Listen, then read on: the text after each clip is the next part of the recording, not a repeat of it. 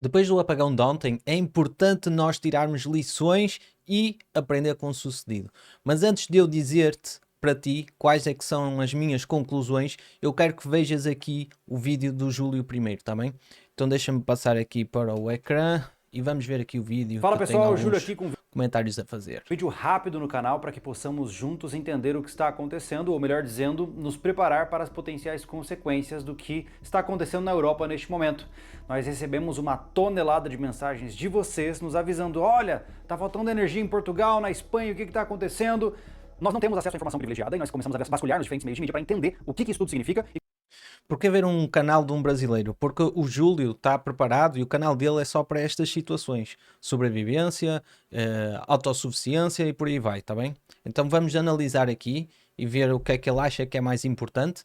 E eu vou trazer em primeira mão no sentido que eu de facto vivi aqui o apagão. Portanto, vamos ver quais são as lições dele e aquilo que ele considera que é o mais importante e aquilo que eu senti na prática. E como você que talvez esteja agora na Europa, pode se preparar caso esse tipo de apagão e evento se alastre para sua região também.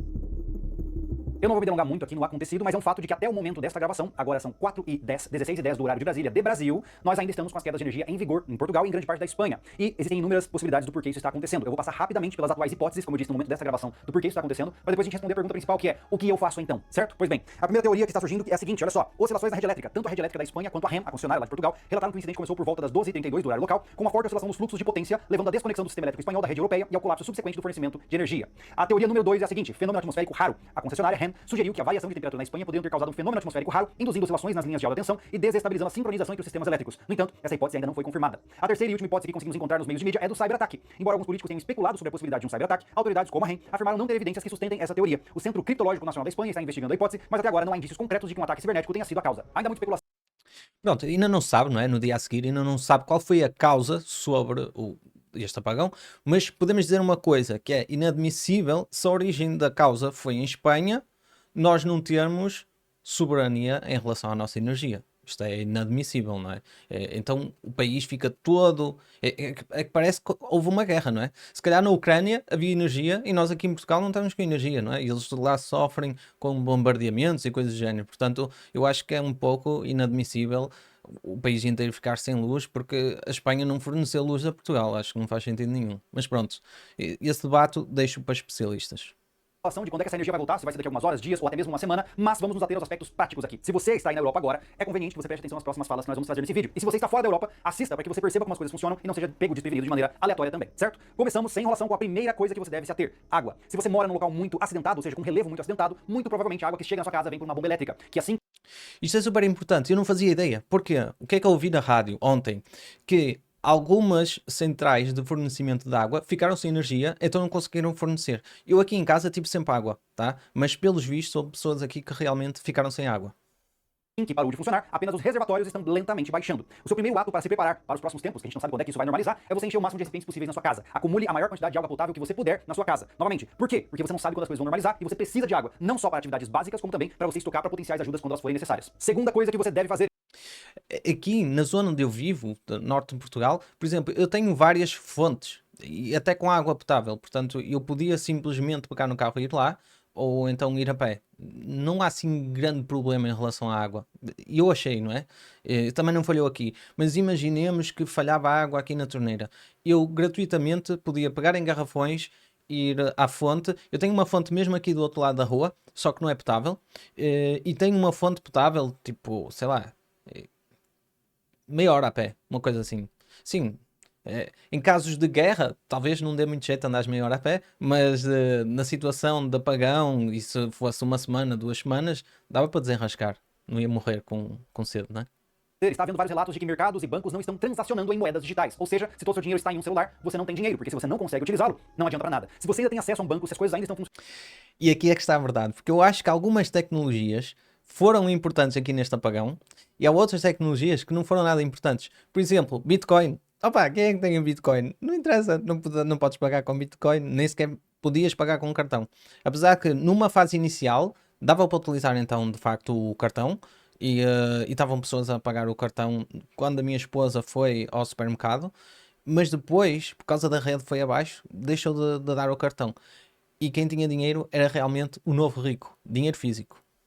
funcionando na sua região, recomendo que você retire pelo menos uma pequena parcela do seu dinheiro em dinheiro físico, porque independente do que aconteça nos próximos tempos, é muito pouco provável que ninguém aceite dinheiro físico. Então, pegue uma pequena parcela disso, algumas notas para estar com você, porque sem dinheiro você perde capacidade de mobilidade, você perde capacidade de adquirir recursos. Então, pegue uma boa parcela para deixar guardado na sua casa, para se caso esse apagão continuar, você ter formas de comprar até mesmo, quem sabe, comida ou uma passagem para ir embora. Terceira prioridade, preserve as baterias. Se você está agora me vendo de um celular e não tem como carregá-lo, desligue-o imediatamente. Você não sabe quando você vai poder carregar esse celular novamente. Se você tem um banco de baterias, seja pequeno ou grande, não acredite que ele vai durar pelo tempo que você precisa, porque você não sabe quanto tempo você vai precisar. Então, mantenha o modo economia ligado em tudo. Não deixe luzes ligadas de forma aleatória se você tem um banco de baterias para sua casa. Não deixe seu celular ligado e não fique perdendo tempo vendo bobagem na internet se você não tem como carregar esse celular. Minha recomendação é, terminou de ver esse vídeo, avisa todo mundo que você vai desligar o celular e que você volta a ficar online daqui 5 horas. Aí você entra no celular daqui 5 Vou aproveitar aqui a história da bateria, porque eu tenho uma grande bateria, que é a bateria do meu carro. Então eu nunca ficaria sem, por exemplo, bateria no telemóvel. Não é nunca, mas imagina, com 50 kW tu estás a carregar o telemóvel, aquilo dá sempre para carregar. E eu acho que essa tecnologia é uma tecnologia, agora vou entrar aqui, que eu não sei se o Júlio vai falar nisso ou não, é uma tecnologia super importante neste caso, porque imagina, se tu tiveres um carro elétrico e se tiveres produção de energia fotovoltaica através dos painéis solares, e conseguires cortar a rede, porque houve algumas pessoas que tinham painéis solares e mesmo assim ficaram sem luz. Pronto, eu não sou especialista no assunto, mas acho que tens de ter um sistema que corte a tua rede. E tens de ter um sistema para armazenar a energia. Portanto, quem tem uma moradia deveria investir, eu acho que com menos de 10 mil euros consegues colocar painéis solares e uma bateria em casa para armazenar energia. Isso é super importante, porque imagina, se isto se prolongasse durante um mês, as únicas pessoas que iam ter carro, de facto, para viajar de um lado para o outro, eram aquelas pessoas que iam ter ahm, painéis fotovoltaicos e um carro elétrico. Tá? Porque tudo o resto pode esgotar, não é? O combustível pode esgotar. Muitas pessoas não conseguiam abastecer o carro, apenas aquelas bombas que tinham gerador suficiente para abastecer, para continuar em termos elétricos, continuar as pessoas a poderem carregar o carro, não é? Carregar, abastecer o carro. Tudo o resto, como vocês viram, eu tenho um carro elétrico, não é? E eu achei que era uma vantagem, porque se fosse necessário alguma coisa, eu poderia carregar o meu telemóvel. E tem alguns carros elétricos que têm mesmo uma ficha que dá para alimentar, por exemplo, a casa. Então aquilo, o carro funciona como a bateria do carro, como um reservatório de energia para toda a casa. Nem todos os carros elétricos têm isso, mas quem tem possibilidade e quem tem uma moradia, tendo um bom carro elétrico e tendo baterias também dentro da própria casa, tu consegues ter eletricidade e consegues ser autossuficiente, autossustentável, digamos assim. 5 horas por meia horinha, se atualiza, desliga o celular de novo. É uma maneira importantíssima de você se manter conectado com o mundo e não desperdiçar recursos de uma maneira completamente irracional. Bom, depois dessa indicação breve para lidar com crises curtas, a próxima etapa é aquele sermãozinho básico. Toda vez que acontece uma coisa como essa, vem gente nos chamando nos mais diferentes meios de mídia e fala assim, nossa, mas o que eu faço? Cara, me desculpa, a gente tá aqui há mais de uma década produzindo conteúdo de preparação, falando sobre isso. Se você é inscrito do canal, o mínimo que eu espero é que você entenda que talvez você tenha que se preparar melhor e não venha desesperado pedir por ajuda. Afinal, o nosso trabalho aqui, ele termina quando a crise começa.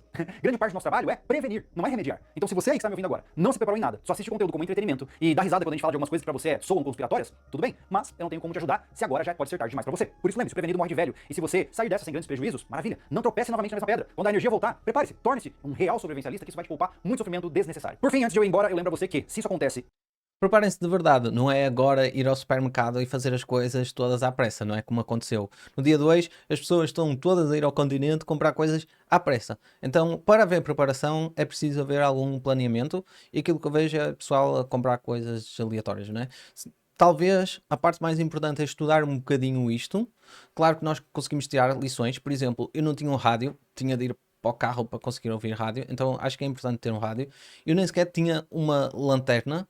Felizmente eu tinha dinheiro físico, porque tinha dinheiro físico que eu tinha levantado uns dias atrás, mas não tinha dinheiro físico no meu cofre aqui cá em casa. E mesmo garrafões de água, porque como eu disse anteriormente, eu podia encher água, mas se tu não tiveres algo para depositar água, onde é que tu a vais guardar, não é? Então, apesar de eu ter a fonte aqui ao lado, eu preciso realmente dos garrafões para poder encher. Então foram esses pequenos pormenores que eu reparei. Infelizmente moro num apartamento, então não dá para ter os painéis, mas eu acho que quem tinha um gerador era super importante, acho que saiu à frente de todas as pessoas. Quem tinha os painéis então solares também saiu à frente de todas as pessoas. Quem tinha baterias sendo no carro ou baterias em casa, também ficou à frente de todas as pessoas. E mais uma coisa, quem tinha a internet do Elon Musk também ficou à frente das outras pessoas. Eu sei que é caro, comparado aqui com os serviços mais tradicionais aqui em Portugal, mas eu acho que foi uma vantagem, porque repara, tu com um gerador, tu ligas a internet do Elon Musk, tu ligas o computador e consegues estar a saber tudo. Consegues estar a saber tudo, não é? De repente, como a rede foi abaixo, a rede do telemóvel foi abaixo, as únicas pessoas que poderiam comunicar eram as pessoas que tinham Wi-Fi. Pronto. E muita gente ficou com Wi-Fi. Ficou sem Wi-Fi também, não é? Porque não existia energia. Então eu acho que, em termos de lições, acho que os negócios deveriam ter, e o meu público é muito de empresários, acho que os negócios, e não só, deviam ter um gerador de energia, né, a diesel. Acho que quem puder ter painéis solares e baterias em casa, acho que deveria fazer. E curiosamente, contrariamente àquelas pessoas que estão a dizer, carros elétricos, o, o pessoal teve grandes filas para carregar o seu carro com diesel normal, e eu tinha o meu carro elétrico e não senti que foi uma desvantagem em relação às outras pessoas. Eh, eu senti que até poderia carregar, por exemplo, o meu telemóvel, que eu não ia nunca ficar sem energia no telemóvel. O que se passa é que, se tu não tendo rede, para que é que tu queres o telemóvel? Realmente não fez diferença. Se eu tivesse a internet do Elon Musk, talvez, ou melhor, para ter a internet do Elon Musk tinha de ter também a questão do gerador. O que faltou? Um gerador. Acho que é super importante.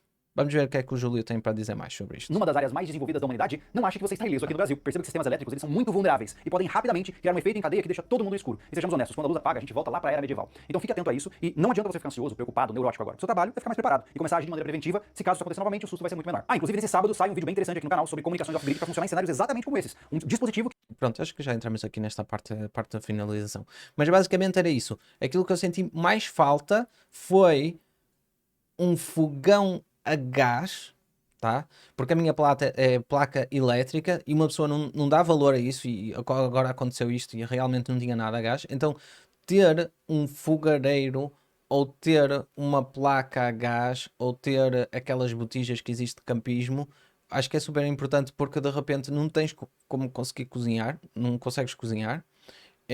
A água, se tiveres acesso à água perto da tua casa, eu não acho que é assim tão relevante, porque podes ir lá buscar, mas a parte do gás é importante.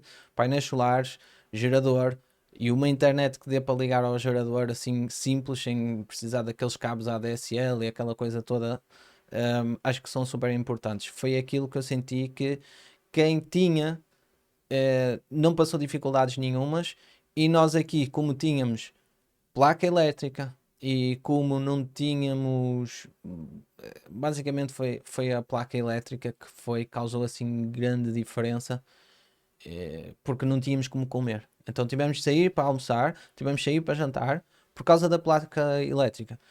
Tens de ter alguma coisa, tipo um barbecue, um fogareiro, algo que dê para tu cozinhares sem ser necessário a parte elétrica, porque senão foi aquilo que a gente sentiu maior diferença aqui com 3 crianças. Foi isso que eu senti assim mais diferença, e foi isso que me fez sair de casa tantas vezes, porque tive de sair de casa para almoçar e tive de sair de casa para jantar, porque não havia eletricidade, tive de ir buscar fora, não é? Tipo, buscar comida fora. Foram essas as coisas mais importantes que eu vi aqui deste apagão. Mas diz aí o que é que tu achaste e como é que tu passaste todo o dia de ontem no apagão. Se gostaste do vídeo, dá um like, subscreve no canal e a gente se vê no próximo.